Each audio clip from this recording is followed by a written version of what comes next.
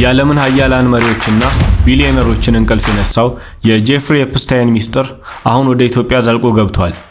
ይፋ በሆነው የኤፕስታይን የኢሜል ልውውጥ ውስጥ የፕሮፌሰር ብርሃኑ ነጋ ስም ምን ይሰራል? ዛሬ በሰለሜ ሚዲያ ማንም ሊነካው ያልደፈረውን ይህን ድብቅ የምርመራ ዘገባ ይዘንላችሁ ቀርበናል። በስልታዊ መንገድ የተያያዙትን እነዚህን ሚስጥራዊ ነጥቦች አንድ በአንድ እናያለን። ወደ ዝርዝር መረጃው ከመግባታችን በፊት እንዲህ ያሉ አስገራሚ ዘገባዎች እንዲደርሷችሁ ቻናሉን ሰብስክራይብ በማድረግ ቤተሰብ ይሁኑ። ጄፍሪ ኤድዋርድ ኤፕስታይን ጥር 20 ቀን 1953 በኒውዮርክ ብሩክሊን ተወለደ። በ21 ዓመቱ በታዋቂው የዳልተን የግል ትምህርት ቤት የፊዚክስ እና የሂሳብ መምህር ሆኖ ተቀጠረ። እዚያው እያለ ነው ከትላልቅ የባንክ ባለቤቶች ጋር ግንኙነት የጀመረው። በባለ ሀብቱ አለን ግሪንበርግ አማካይነት ምንም የኢኮኖሚክስ ዕውቀት ሳይኖረው በታዋቂው ቤር ስቴርንስ የኢንቨስትመንት ባንክ ውስጥ ተቀጠረ። ይህ ክስተት ለኤፕስታይን ወደ ስልጣንና ወደ ሀብት ማማ ለመውጣት የመጀመሪያው ድልድይ ሆነ። ኤፕስታይን ዝም ብሎ ቢሊዮነር አልነበረም። እሱ የሀያላኑን ሚስጥር የሚጠብቅና በስልጣን ስም የታዳጊዎችን ሕይወት የሚያጠፋ ሰው ነበር። ዛሬ የምንዳስሰው ይህ ታሪክ በቅርቡ በአሜሪካ የፍትህ ሚኒስቴር የወጡ የኢሜል ልውውጦችን እና በድፍረት እውነቱን ያወጣችውን የቨርጂኒያ ጆፍሪን ገጠመኝ ያካትታል። ጄፍሪ ኤፕስታይን እና ቀኝ እጁ ጊስላይን ማክስዌል ወጣት ልጃገረዶችን ለማጥመድ የተራቀቀ ስልት ይጠቀሙ ነበር። ኤፕስታይን እና ረዳቱ ጊስላይን ማክስዌል በደህንነት ውስጥ ያሉ ወይም ችግር የገጠማቸውን ገና የ14 እና የ15 ዓመት ልጃገረዶችን በተለያዩ የውሸት ተስፋዎች ለምሳሌ ለትምህርት ወይም ለሞዴሊንግ እንዲሁም ለማሳጅ ስራ በሚል ሰበብ በማደን ወደ መረባቸው ያስገቧቸዋል። አንዴ ወደ ደሴቱ የገቡ ልጆች ግን ፓስፖርታቸው ይቀማል። መውጫው ልክ እንደ መግቢያው ቀላል አይደለምና የምድር ሲኦል የተባለውን ሕይወት ይቀምሱት ነበር። ይህ መረብ በየቀኑ እየሰፋ የሚሄደው ፒራሚድ በሚባለው ስልት ነበር። በዚህ መልኩ በኒውዮርክ፣ በፍሎሪዳ፣ በፓሪስ እና በለንደን የታዳጊዎች ስቃይ ለሁለት አስርት ዓመታት ቀጥሎ ነበር ይባላል። በዚህ ሂደት ያስመጣቸውን ልጆች ለራሱ ፍላጎት ከመጠቀሙ ባለፈ ለጓደኞቹ እንደ ስጦታ ያቀርብላቸው ነበር። በቨርጂኒያ አይላንድ የሚገኘው የኤፕስታይን የግል ደሴት የኃጢአት ደሴት ተብሎ ይጠራል። በደሴቱ ላይ ያለው ሰማያዊና ነጭ ሕንፃ ለብዙዎች እንቆቅልሽ ሆኖ ቆይቷል። ተጎጂዎች እንደሚመሰክሩት እዛ ደሴት ላይ ምንም አይነት የሕግ ቁጥጥር አልነበረም።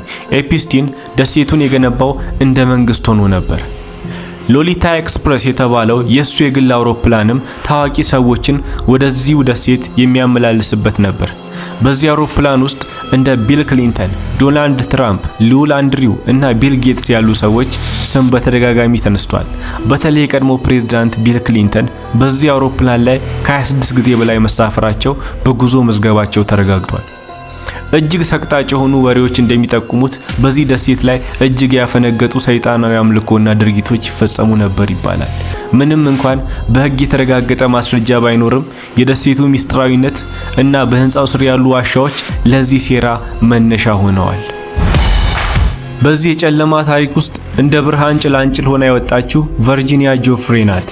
ገና በ16 ዓመቷ በማክስዌል ተጠልፋ ወደ ኤፕስታይን ቤት የገባችው ቨርጂኒያ በኤፕስታይን የግል አውሮፕላን ሎሊታ ኤክስፕረስ ዓለምን እንድትዞር ተገዳለች።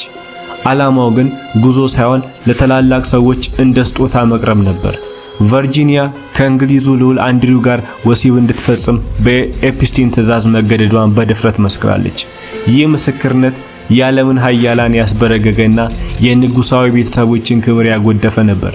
ቨርጂኒያ ለዓመታት ባደረገችው የሕግ ትግል ልዑል አንድሪው በሚሊዮን የሚቆጠር ዶላር ካሳ እንዲከፍላት አድርጋለች። የሷ ድፍረት ሌሎች ተጎጂዎችም እንዲወጡ መንገድ ከፍቷል። ይህ ሁሉ ግፍ ለዓመታት ሲፈጸም ፖሊስና መንግስት ለምን ዝም አሉ? በቅርቡ የወጡት የፍትህ ሚኒስቴር ሰነዶች እንደሚያሳዩት ኤፕስታይን በሲስተም ውስጥ ባሉ ሀያላን ሰዎች ጥበቃ ይደረግለት ነበር። በተለይም እንደ ጄፒ ሞርጋን እና ዶቼ ባንክ ያሉ ተቋማት ስለ ኤፕስታይን ወንጀል እያወቁ ዝምታን መርጠዋል። በኢሜል ልውውጦች ውስጥ የታዩት መረጃዎች የባንኩ ባለስልጣናት ከኤፕስታይን ጋር የነበራቸው ያልተገባ ቅርበትን ያሳያል። ኤፕስታይን በ2008 ለመጀመሪያ ጊዜ ሲያዝ በእነዚህ ስውር እጆች እርዳታ የ13 ወራት እስራት ብቻ ተፈርዶበት እንዲወጣ ተደረገ። ይህም ፍትህ ለገንዘብ ተሽጦ እንደነበር ትልቅ ማረጋገጫ ነው። በ2019 ኤፕስቲን ዳግም በቁጥጥር ስር ዋለ። ዓለም ሁሉ ሚስጥሩ ሊወጣ ነው ብሎ ሲጠብቅ በኒውዮርክ እስር ቤት ውስጥ ሕይወቱ አልፎ ተገኘ። ሪፖርቶች ራሱን አለጠፋ ቢሉም በዚያ ሰዓት ካሜራዎች አለመስራታቸውና ዘበኞች ያለ ወትሯቸው መተኛታቸው ስለ እልፈቱ ጥርጣሬ ፈጥሯል። ብዙዎች ኤፕስቲን ብዙ የታዋቂ ሰዎችን ሚስጥር ስለሚያውቅ እንዳይናገር ተገደለ ብለው ያምናሉ። ይህ ሞት እስካሁን ድረስ የዓለም ትልቁ እንቆቅልሽ ሆኖ ቀጥሏል። በእስር ቤቱ ውስጥ የነበረው የደህንነት ጉድለት ሆን ተብሎ የተደረገ ሴራ ነው የሚሉ ወገኖች ጥቂት አይደሉም። በኤፕስቲን መዝገብ ውስጥ ያሉ ኢትዮጵያዊ ስሞች ወደ መጨረሻውና ወደሚያነጋግረው ነጥብ ስንመጣ ይፋ በተደረገው የጄፍሪ ኤፕስቲን ኢሜል ልውውጥ ውስጥ እንደ ፕሮፌሰር ብርሃኑ ነጋ ያሉ ፖለቲከኛ ስም መጠቀሱ ብዙዎችን ግራ አጋብቷል። እውነታው ግን በኤፕስቲን ጥቁር መዝገብ ውስጥ ስማቸው መገኘቱ ብቻ ግለሰቡ ወንጀል ፈጽሟል ማለት አይደለም። ኤፕስቲን እንደ MIT እና ሃርቫርድ ላሉ ታዋቂ ዩኒቨርሲቲዎች ከፍተኛ የገንዘብ ድጋፍ ያደርግ ስለነበር በእነዚህ ተቋማት ውስጥ የሚሰሩ ወይም የሚመራመሩ በርካታ ምሁራን ስም በመዝገቡ ውስጥ ሊጠቀስ ይችላል።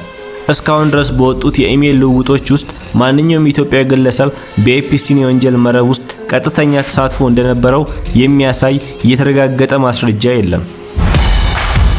ኤፕስቲን ቢሞትም የቅርብ ረዳቱና የወንጀሉ ዋና አቀነባባሪ ጊስላይን ማክስዌል ግን ከሕግ አላመለጠችም።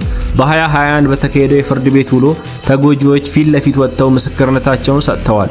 ማክስዌል በሰዎች ዝውውርና በታዳጊዎች ላይ ጥቃት በማመቻቸት ጥፋተኛ ተብላ የ20 ዓመት እስራት ተፈርዶባታል። ይህ ፍርድ ለተጎጂዎቹ ትንሽም ቢሆን የህሊና እረፍት የሰጠ ቢሆንም አሁንም ብዙ እጃቸው ያለበት ሰዎች በነፃነት መኖራቸው የምንኖርበት ዓለም ምን ያህል ፍትህ አልባና ጉልበት ባላቸው እጅ ውስጥ መውደቋን ያሳያል። የኤፕስቲን ታሪክ አሜሪካን ብቻ ሳይሆን ከለንደን እስከ ፓሪስ፣ ከፓሪስ እስከ ማድሪድ፣ ከማድሪድ እስከ አዲስ አበባ፣ ከአዲስ አበባ እስከ ናይሮቢ በቀላሉ መላውን ዓለም ያናወጠ ነው። ታዋቂ ፖለቲከኞች፣ ሳይንቲስቶች እና ቢሊዮነሮች ከእሱ ጋር በነበራቸው ግንኙነት ምክንያት ስማቸው ጎድፏል። ይህ ታሪክ የዓለማችን የኃይል ሚዛን እንዴት እንደሚሰራና ሀያላን እንዴት እርስ በርስ እንደሚጠባበቁ ያሳየ ነው። ብዙዎች እንደሚሉት የኤፕስቲን መዝገብ ገና ሙሉ በሙሉ አልተገለጠም። በሚቀጥሉት ዓመታት ሌሎች ስሞችና ሚስጥሮች ይወጣሉ ተብሎ ይጠበቃል። ይህ ደግሞ የዓለምን የፖለቲካ መድረክ ዳግም ሊያናውጠው ጊዜውን እየጠበቀ ያለ ፈንጂ ሆኖ ተቀምጧል።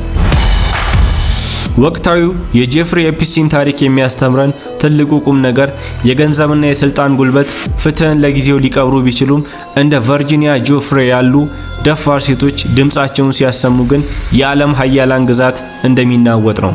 ዛሬም በዓለማችን ላይ እንደ ኤፕስቲን ያሉ ግለሰቦችና ተቋማት የሉም ማለት አይቻልም። ስለዚህ እንደ ማህበረሰብ አይናችንን መክፈት፣ ለልጆቻችን ጥበቃ ማድረግና በየትኛውም ሁኔታ ለተጎጂዎች ድምጽ ጆሮአችንን መስጠት አለብን። እውነት ዘግይታም ቢሆን ማሸነፉ አይቀርም። የፍትህ አምላክ ሁልጊዜም ከግፉዋንና ከድምጽ አልባዎች ጋር ነውና።